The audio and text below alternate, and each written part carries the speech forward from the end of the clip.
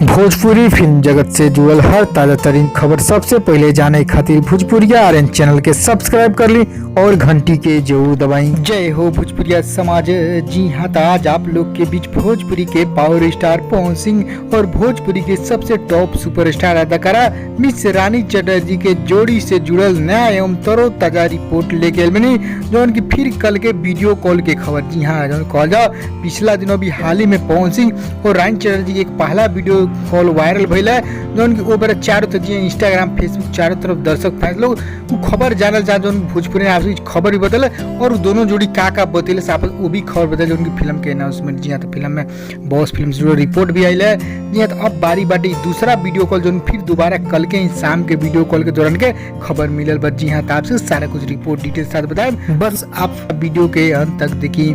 उससे पहले एक और रिक्वेस्ट करें आपसे कि यदि आप भोजपुरिया आर्यन चैनल पर नया बनी तो जुड़ जाएं, सब्सक्राइब कर ली और एक घंटी के आप जो दबा दी।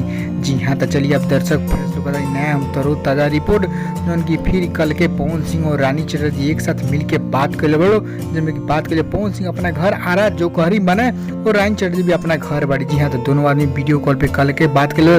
जी हाँ, तो कह जाओ दोनों आदमी एक बड़ा प्रिय जी हाँ डियर फ्रेंड्स हो, जैसे जानते हैं आप सब पिछला दिन ये जोड़ी हिट भइल है पवन रानी के, जो की वही बेरा से अभी तक ले मित्रता एवं फ्रेंडशिप इतना चल गहरा मित्रता बा कि अभी तक ले साथ में बात कर ले। जी हाँ, वीडियो कॉल के खबर फिर कल के viral social media call Instagram Facebook जान कि आप सब ये तरह लेटेस्ट न्यूज फेसबुक भोजपुरिया भी बा सर्च करके इंस्टाग्राम भोजपुरिया फॉलो कर दो, ऊपर भी ये तरह लेटेस्ट न्यूज यूट्यूब करावा मिलत रही आप सबके। जी हाँ, तो आप सब जान गई फिर दोबारा वायरल भेज। जी हाँ, तो वह वायरल खबर के जांच पड़ताल करे के बाद आप से बताइए कि पवन सिंह अपना घर बने जो करी और रानी चटर्जी अपना घर बड़ी वो जैसे दोनों कॉल वीडियो कॉल बात। जी हाँ, तो आप सब सोचो बात का पहले। जी हाँ, तो बात उतना ऑफिशियल ना रिपोर्ट मिल पा, बस अभी तोरो ताजा रिपोर्ट अगला रिपोर्ट में मिली तो जरूर बताएं का बात बोले फिल्म में। जी हाँ, तो बॉस फिल्म के आप सब जानते हैं रानी चटर्जी जोड़ी में पवन सिंह यार नया धमाका स्पेशल सॉन्ग में, तो आप सब में जरूर देखेंगे जोड़ी के सबसे गहरा मित्रता के सॉन्ग परफॉर्म।